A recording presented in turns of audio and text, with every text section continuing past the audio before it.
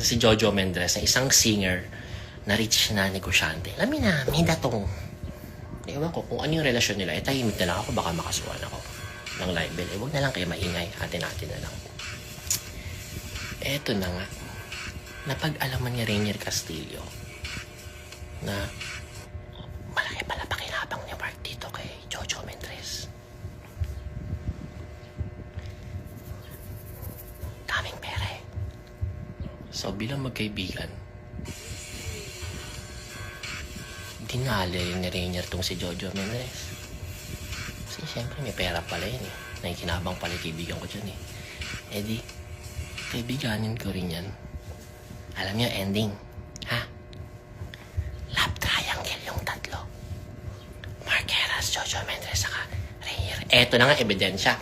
Men, akin nga yung audio ko. Eto, na-record pa nga si Rainier Castillo. Baka sabihin niyo, fake news lang te. Pakinggan niyo, ha? Pakinggan niyo.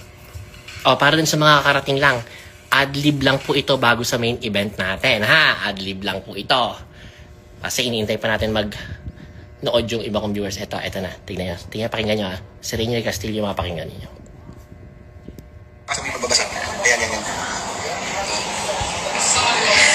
Mabilis ako makaka-move on kay Mark kasi mabuting tao si Rain.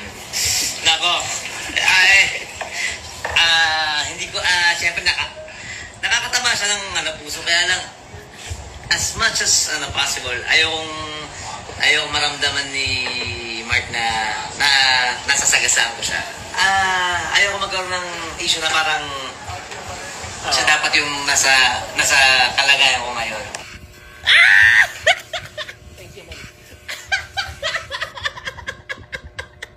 Boses yun ni Rainier.